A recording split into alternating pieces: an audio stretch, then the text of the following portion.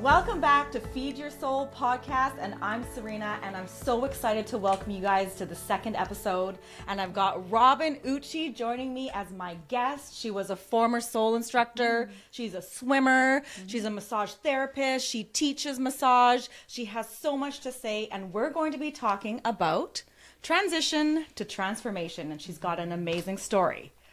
Welcome, Robynne. Thank you very much. Yeah, I'm excited to have you here. Very happy to be here. Awesome. And so before we get started, Robynne, I hope you don't mind, but we are going to get a little dancey, and we are going to do like a chair dance, and it's going to be it's called a soul second. So anytime you just want to like get your body moving, this is what we're going to do. So are you ready? Yeah. Okay, here we go.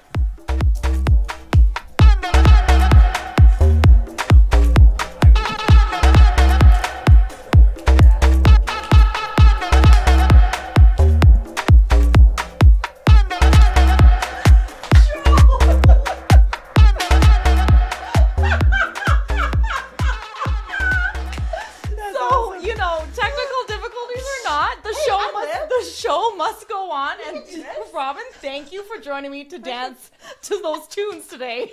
My pleasure. Okay, don't you feel way better? Always. Oh, I do. Moving always helps. Yes, and I just feel like the blood is flowing, and so let's get right into conversation. If you don't mind, I'm going to talk a little bit at the beginning about how I first met you. Sure. And do you know what year that was? 2019? 2018. Yes. Okay, yep. And I had never met you before, and you came into Soul Studio, and I believe I was closed, and for some reason I went downstairs and opened the door, and you came in, and you were wanting to look around, and I remember that conversation. I remember where you were at in your life. Crawling my way with tooth and nail through that door. Yes. And you opened up to me a little bit about your life and how you felt. And that was like within a matter of 5 minutes of meeting you. So if you can take us back to 2018 and just tell us a little bit about what got you to Soul, why you came to Soul. Yeah. I had come to a point in my life where a marriage that had been over 20 years was now done. Wow. And it was a transitional opportunity for me, because for the first time really since childhood, like teen years, I was in a position where my time and my accountability was to me. And that's very, as a mother, as a wife, very, very different. But now with an adult child and, on my own, I was revisiting things that brought me joy. And I was trying to find who I was as an adult and what are the components that were in my life that fed who I wanted to be. I ended up revisiting a few things of who I was previously, and part of that was someone who did enjoy physical movement, who did enjoy being physically fit, who that piece needed to be nurtured. And that, for me, I was very fortunate in finding Soul, and I'd heard good things in the community and very close to my house, which was just a gift. Perfect. And just your energy, your openness, your vision was exactly what I needed and exactly what I was trying to bring into my own life in a new way. So, and what I love about that is you realizing that you needed to find that joy. And I love that word, because in episode number 1, we spoke a lot about joy. And I feel like it's a great follow-up with you and your story, because I think a lot of people forget about who they are and what they are, because life happens. And it shifts, right? It shifts. From one decade to the next, who we are and what we need and who we are to other people shifts quite a bit. And it's hard to catch up sometimes. Yeah. How did you know that you were feeling lost? Like, did you just all of a sudden get to a point, or did you say like, oh my gosh, like all of a sudden I'm getting lost, I'm getting I'm in the hole? Like, how? No, it was coming out of the marriage where I all of a sudden it was like stepping into sunshine, which for me was an absolute confirmation this was the right decision. Where I had been was not okay, likely for anybody involved. Yeah. And at this point, I didn't know who I was. I knew who my identity had been, but this was now not where I was. Right. I think it was that afternoon, or the day before I came to Seoul, I had grabbed a paddleboard, and I had gone out and I just paddled into the middle of Cow Lake and just sat there and just listened to the water lapping, listened to the birds, and really just gave myself a moment with no expectations to just sort of see where I was at and what came up, where my head was, you know. My physical body the next day told me it was not in a place of wellness, because, you know, basic exertion, the muscles were like, we haven't done that in a very long time. What are you thinking? Right. And you grew up fit. Like you grew up swimming, right? So was that your initial love? Is that your joy, is swimming? Or what was it that you were discovering or rediscovering? Or tell me a little bit about your swimming. There had been, my parents always believed you needed hobbies. They didn't care what I did. Yeah. But you had to be doing something. Okay. And when I explored different skating and synchro and various things, competitive speed swimming, that took off. So within a very short period of time, I was at national level. I was quite young. It was an interesting experience because it didn't necessarily end positively. Okay. I saw a side to sport and high-level competition that is political, and I was too young and not mature enough to really understand what that was or have a radar for it. Mm-hmm. But the sport, as far as the movement and the peers and the travel and the competition, that was for me. Like that's what lit you up. Yeah, for sure. Okay. Now, I didn't have the confidence to go back to sport at that early time. And it was from being with Seoul, doing that journey, becoming more physically fit, that I was able to tiptoe my way into TRX, which led me to tiptoe my way back into a gym, which led me to tiptoe my way back into the pool. Which is so amazing. Oh my God, I love it so much. And really, we look full circle. May of this year, I'm at Worlds Taipei. So we'll be going to Taiwan in May. So cool. So that again, is amazing. Competing and traveling and doing all the things I love, but fully because it's what I want, and I'm doing it in a way that is authentic to me, to find that joy, to feed that peace. I'm so happy for you. Really, I think my happiness is when people can understand what their joy is. And I think that's half the battle. Mm-hmm. That's why I appreciate the fact that you said that you went out onto the lake by yourself. Mm-hmm. A lot of people don't want to spend time by themselves when they're in a really bad state. Well, it's scary, right? Yes. You don't have the answers. No. That's terrifying. No. And you're like, oh, what should I be doing? Or who you're so lost. Yeah. But I think spending time with yourself and going back to who you are and what you love and what you were is really what people should be doing. Because we all go through life and life will take us into a separate turn every single time. And like you said, you were swimmer, then you were mom, then you were wife, and we all get these, like, what's it called? Like makeups, right? Yes, like identities. All the masks and the expectations so it's of here society. and here and here. And eventually we are so clouded, we are lost. Yeah. And it's so dangerous too, those masks, because they're not authentic to us. Yes. They're something else. And they're often a societal creation. Yeah, it is. That's not real. No, it's sad. And, like it's not. It's lovely to say yes and garden, and I can bake, and I can be very attentive to you, and I can be completely focused on you and completely focused on me.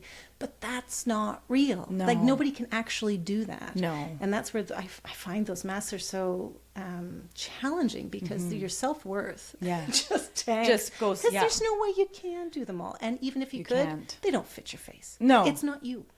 And it's exhausting. So it's just like trying to play a role that you're not. Yeah. So this is where I was a believer at Seoul, is to be authentic, be who you are. Like, I don't care what you show up in. And can I share? Yeah. One of the things I love the most. So the Latin salsa moves that your body does, my Germanic body looks at that and is like, I beg your pardon, what? No, we don't do that, honey. But there are moments, and you've always encouraged it in us, and you do it, you model it, which is what it was like, whoa. There'll be moments where you will get lost, and you'll just be like, whoa, what? And you'll just like embrace it and be like, meh, and go. And you have fun with it, and you're okay with it. Like, it doesn't scare you. You're not intimidated by it. You don't try to fake your way out of it. No. You are authentically there.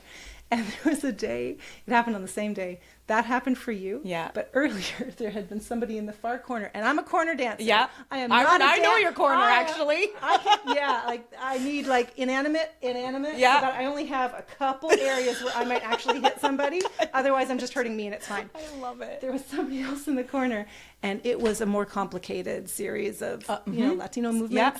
And I look over, and they're going in a corner, just grooving on their own. I love it. Nothing to do with the choreography, owning it, loving it. And no one cared. Nobody cared. And it was wonderful. It was so freeing. Yes. You embodied that whole societal, get the steps right, do the thing, look this way. You're like, screw that. Not a chance. Go have fun.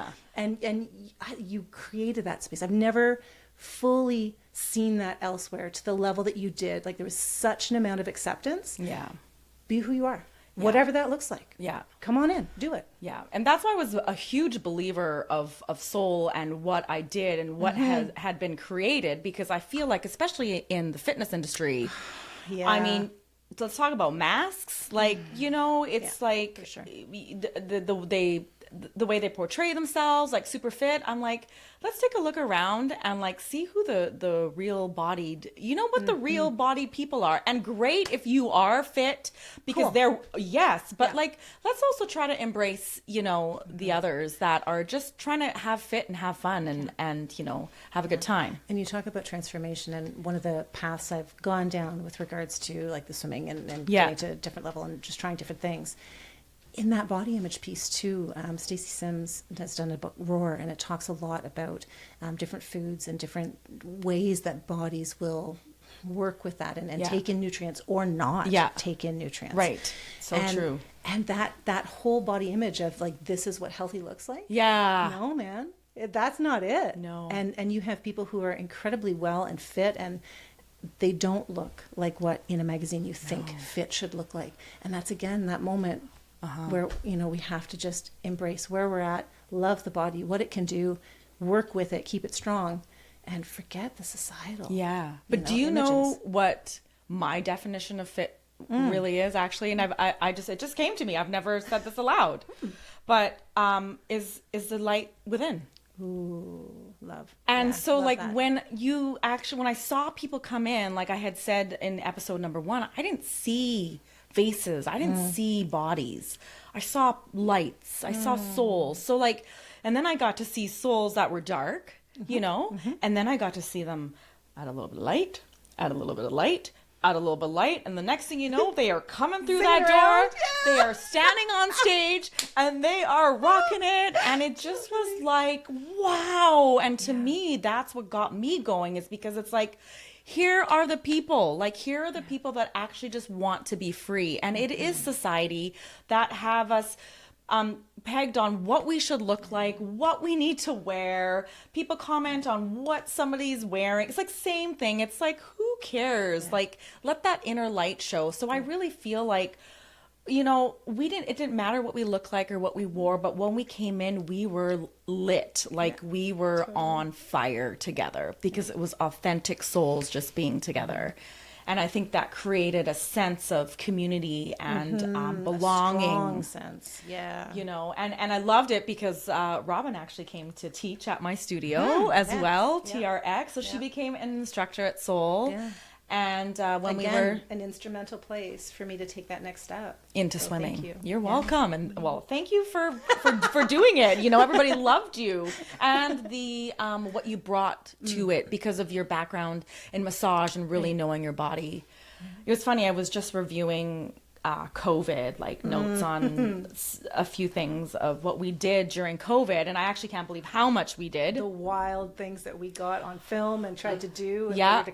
Keep that connection. But I saw, give people what they needed. Yeah. But I saw a photo of you, and I remember we brought you in. We were trying to do workshops so that people could, when they're at home, just sit and say, like, how can I be better? Or what can make me happy? And I know that you did like a mind-body connection talk, which is, I feel, is a very important part of finding who you are. Like, you have to have the connection to your body. Totally. So let's talk about your swimming. Okay. Because I would like to know, when you first decided that you wanted to start swimming again, what gave you the courage to go back into something like that? That really, you were like, I don't know, did you think you were ever going to swim again? Oh, hell no. You were done. That was, it was 28 years.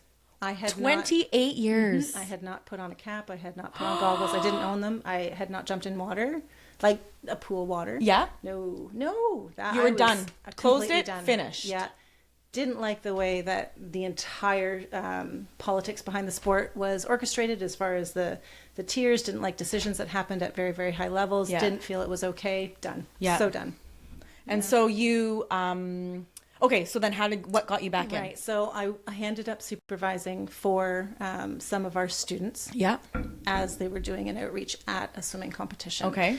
And you smell the chlorine. Oh, maybe I do miss this. Oh, you got to. And I'm doing stroke analysis with them because initially, as everybody's doing warm up, no one's coming for massage, right? Yeah. So I said, okay, we're going to go to the end. We're going to do stroke analysis. Yeah. And ironically, watching people, and there's a person doing beautiful butterfly that you just don't see. So, Yeah. okay, this is how it's supposed to look. Nobody does it. Yeah. Didn't know this was a record holder. Yeah. Here they are. Okay. And so it was sort of that re-engagement of like, stroke analysis, bringing your head back into that game and remembering what it would feel like and remembering the snap off the wall when you were doing it right. Yeah. And seeing that in other people. And it's like, I remember what that felt like. That used to feel so good. Yes. The irony is that the individual doing butterfly is my now husband. Oh! And he came over for a treatment later, and I had said to the student who was about to work with him, so do you remember in warm-up we were looking at stroke analysis? So we noticed that he has his head turned to the side when he breathes. So remember the imbalances that you're likely going to find in the neck. Yeah. Focus there. Yeah. Well, he of course, was hearing this. Imbalances, man. Who do you think you are? Yeah. I love that you said that. Who does not love it for sight at all? Oh, He was that's very hilarious. unhappy. Yeah. The worst thing, though, he said later, he's like, the thing that pissed me off the most was you were right. That was not okay. You can't be right about it. So months later, I did decide to go and to swim. And funny enough, he was there. And we did a set, and it was a timed set within the first couple weeks. I may have lapped him. That was not okay. But I may have, yeah. Sorry, Kurt. Yeah. But I was a distance swimmer. So Yes. I did the very, very short sprints. Yeah. And I did distance. Okay. In between, hopeless. Yeah. He does not do distance at all. No, he does very, very fast, Yeah. shorter backstroke and butterfly sprints, and can, for the record, kick my ass in freestyle as well. Calling a spade a spade. Yeah. Okay, so I was listening to what you were saying, and I just love how these episodes are connecting, because in episode number 1, we talked to Judy, and we talked about how joy is a feeling. Oh, yeah. And we talked about how it just like it touches all your senses. So as soon as you said you smelled the chlorine, what did it bring you back to?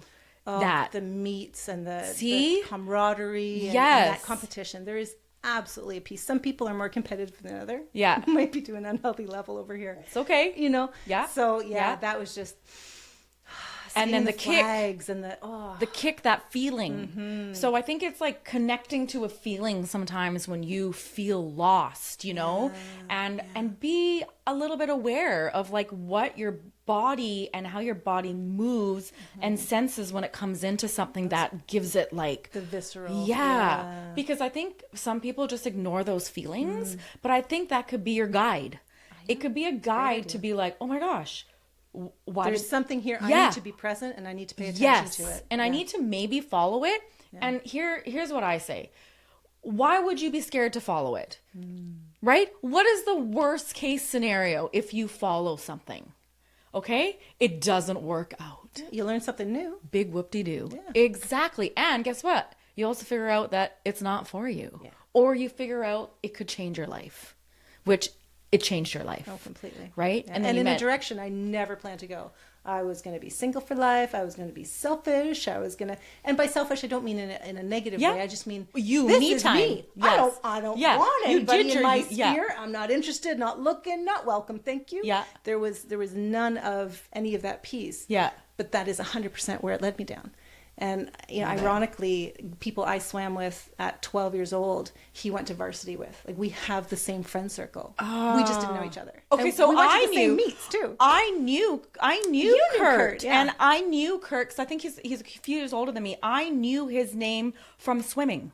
Because every time in the Vernon papers when I was growing up, it was Kurt. It was Kurt. Like, I remember that because actually, I wish I was a competitive swimmer. That is like something. You got something better, honey. But that was something that I like loved and I resonated with swimming. And so I think I was always like, oh, like, who is that? But Kurt's name was always there. So I find it so amazing that what you didn't think you would do was swim, get married again, all of a sudden happened to you. Here we are. Maybe because you were open as well. Maybe. I wasn't intentionally trying to not make friends. Yeah. And not, I was a laughing, silly goofball. Yeah. And if that worked for you, cool. If not, bye. I don't care. Oh, that's amazing. And happily, he's a goofball too. That's amazing. I think everybody, goofballs find goofballs, right? Kind of works. It's amazing. And laugh a lot. Well, that's the best. I think that's the best medicine. And I think as we age and we get older, I feel like you care less about what other people say. And I don't think that's a bad or selfish thing either. Yeah. I think it's like you actually know what you want. Yeah. Right? And so I think that's kind of a good thing. Totally agree. So I guess now getting more involved in swimming, you have now a new community that you have formed or that has formed or is forming. Embraced me Embracing, that's the word. Amazing. Yeah. It's one of the neatest, most interesting things I find with regards to master swimming is that it's a different paradigm than when you're an age group swimmer. When you're an age group swimmer, there's more of a didactic, goal-oriented, focused person. Okay. Who's making decisions, who's entering you in places, who's saying, like, this is your trajectory, this is where you're going. With master swimmers, there's a coach, but you have so much more freedom. Even with regards to entering your times and meets, like, your coach enters your best times. Yeah.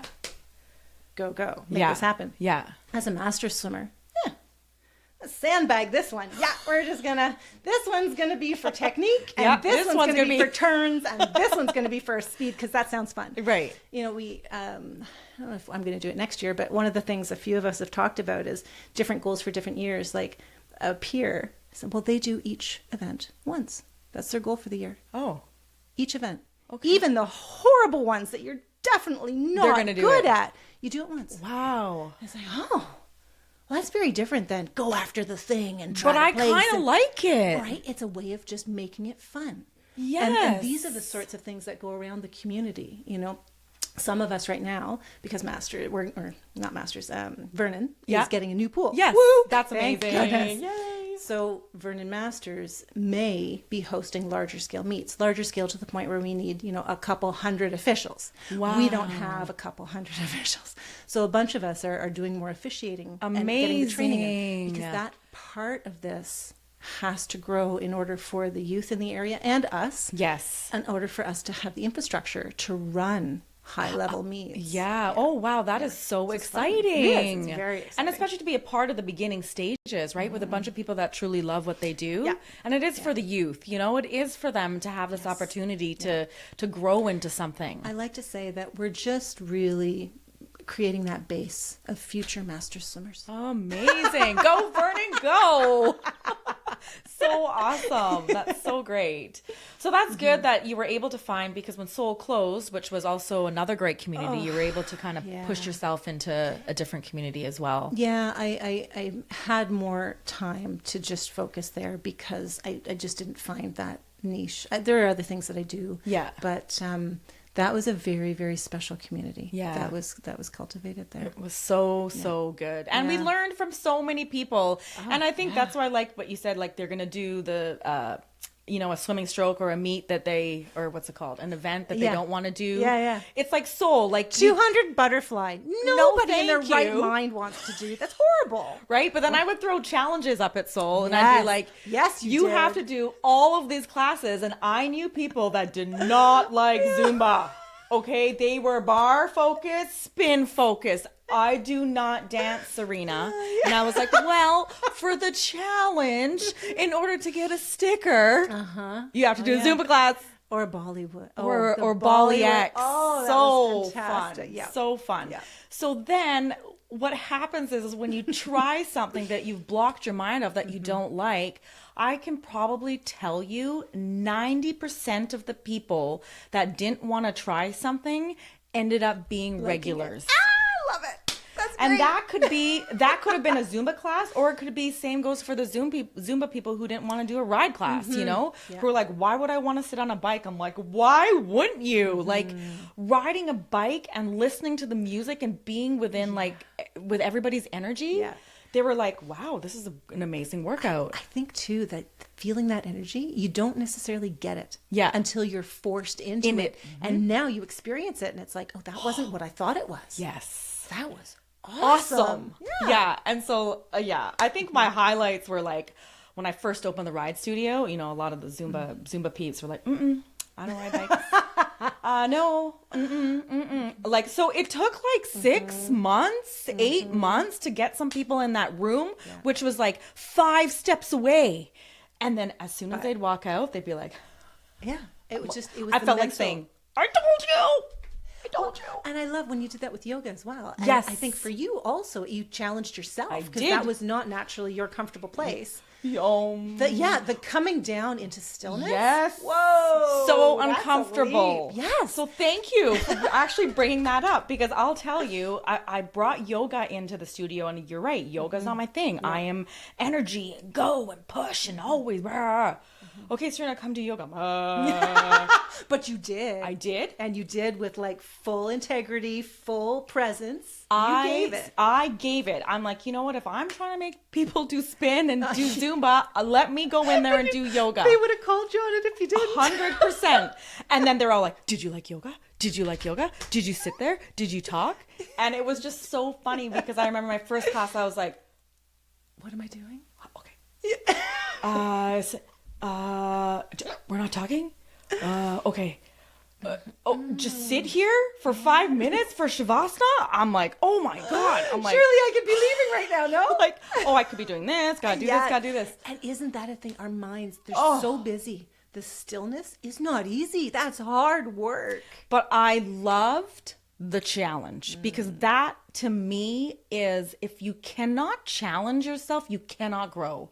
So what I learned from yoga is actually what I've done in my transition now out of soul, because I have not done any high impact exercise. My body physically doesn't allow me to move like that anymore. So I had to re-get my body back. And I think it's because I burnt it out, number one. Okay. And yoga and walking and things that I never thought I would do for my physical fitness is what I'm doing right now. Yeah, it's an interesting point because the things you're bringing up, those are the ones that as we age are sustainable. Yes. You know, like Robynne. there are different things that if we can let go of preconceived notions or ego of like achievement and what it means to do a thing. Yes.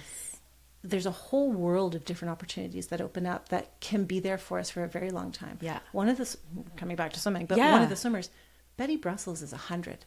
Amazing. Inspiring. This year she's set, I think it's 11 world records so far.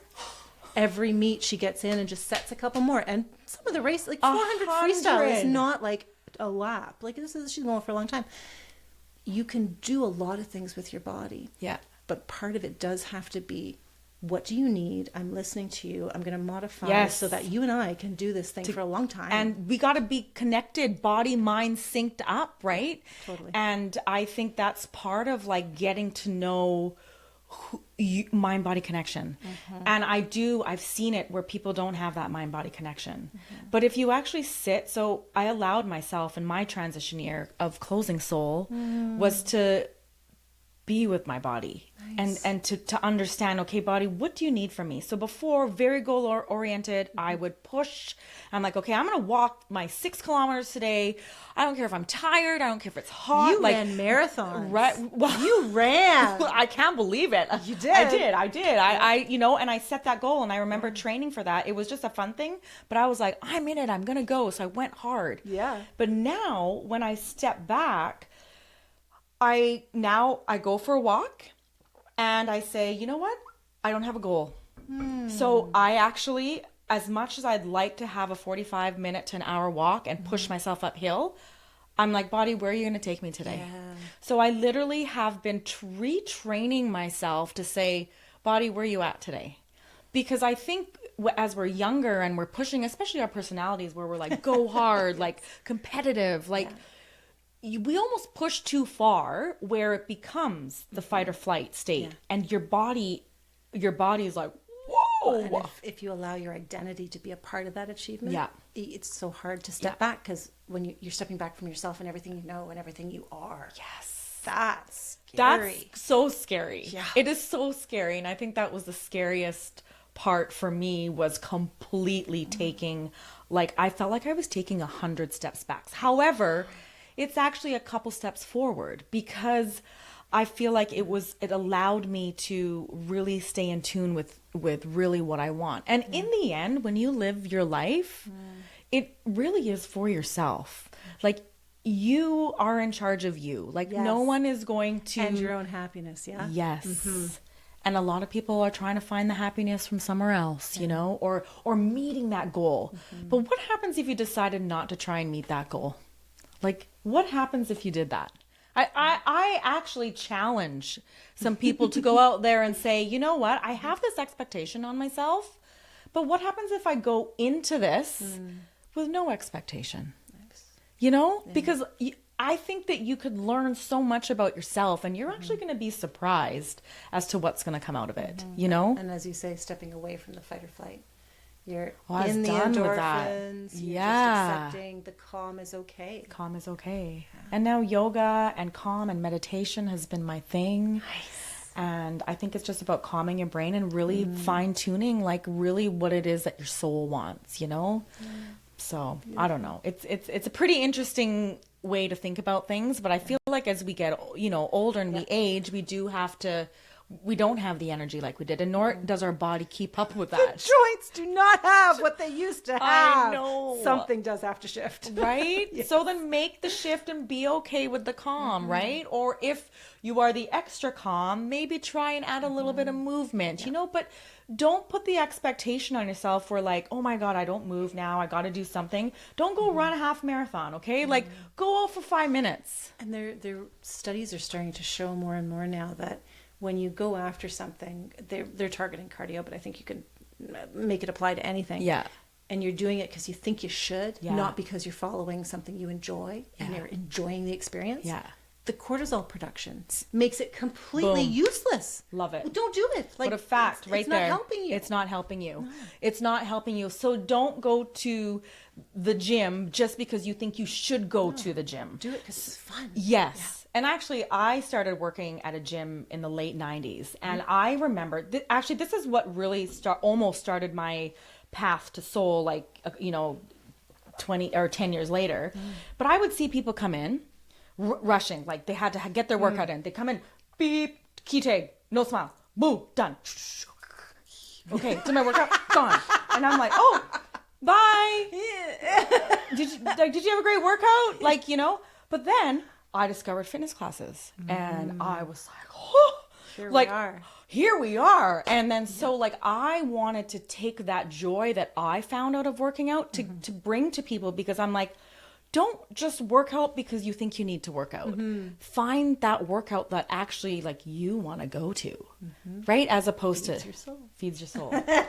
So very, very interesting as we get older and we reflect back. I think that's just something that we all should do. You know, a lot of us don't want to reflect back as to maybe how far we've come or what we've done, what our obstacles were.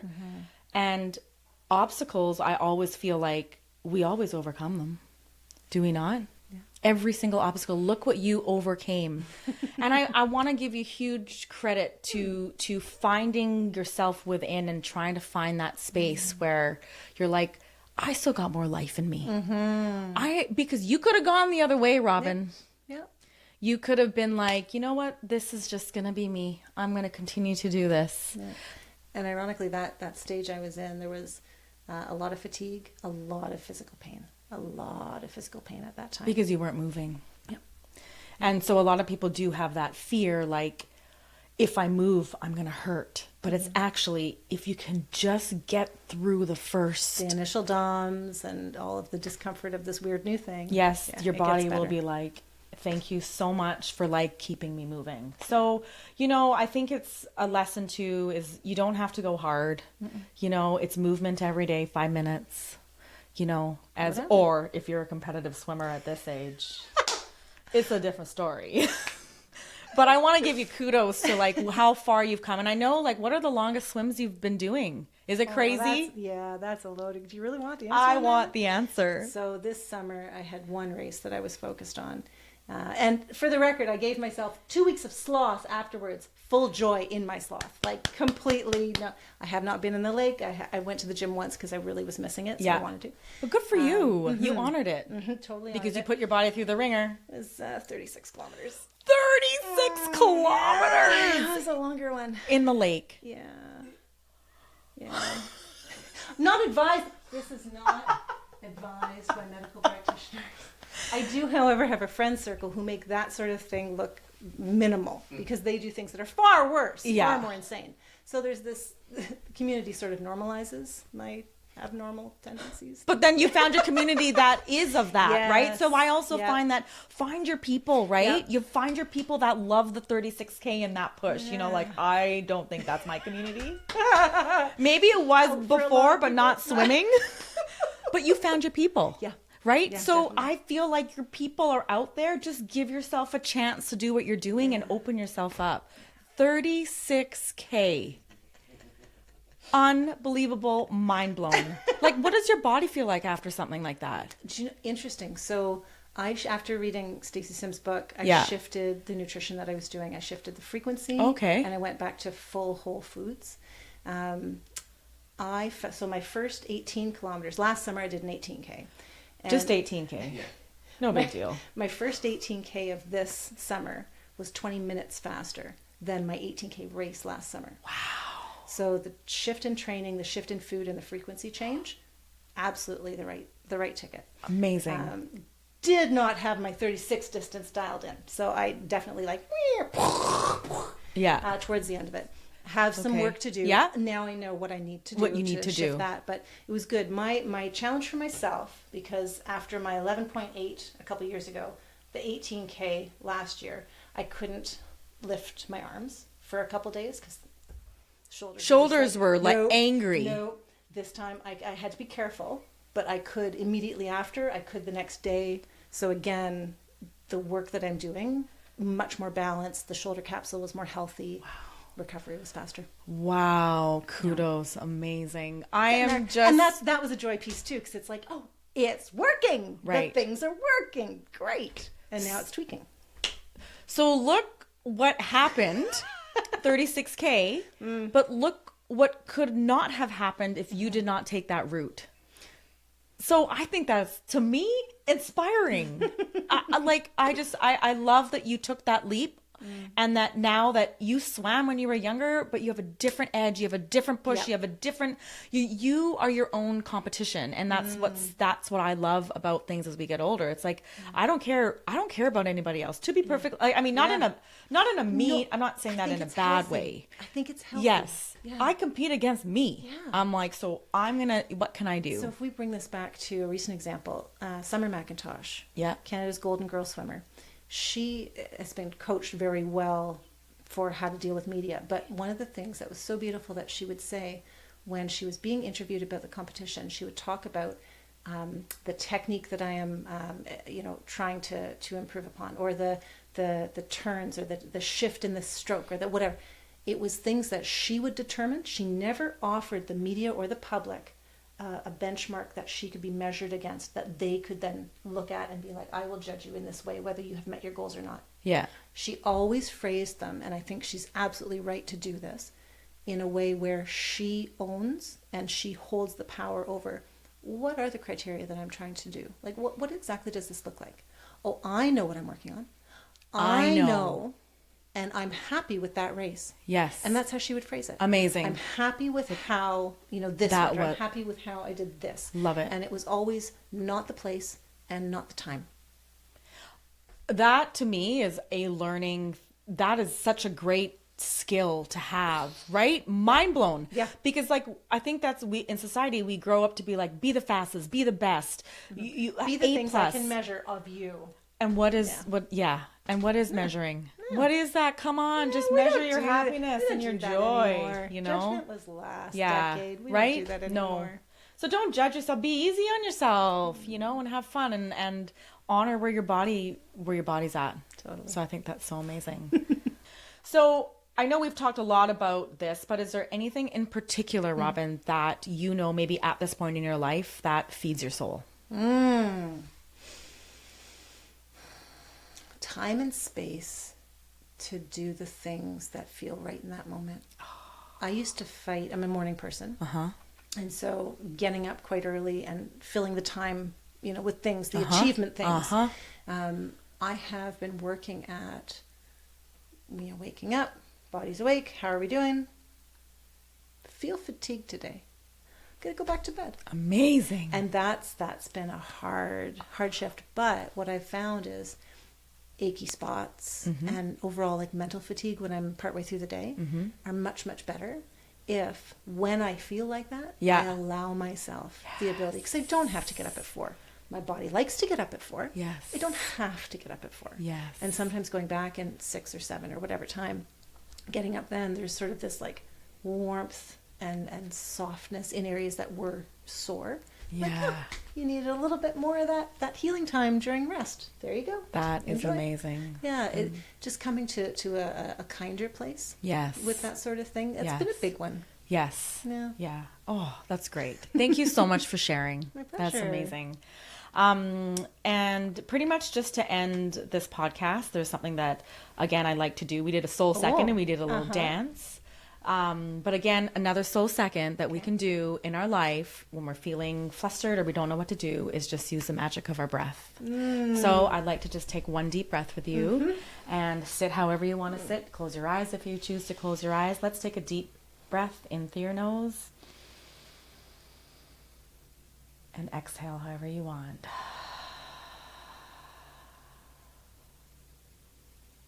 Oh my gosh. And you can open your eyes. Thank you so much, Robynne. That feels so good. And I hope you did that at home with us. Thank you so much for watching episode number 2, Feed Your Soul. Robynne, you have been such a blessing. Thank you for sharing your story. I hope it inspires you out there to do what you need to do to feed your soul. And we will see you on episode number 3. Yes! Yes! Yes!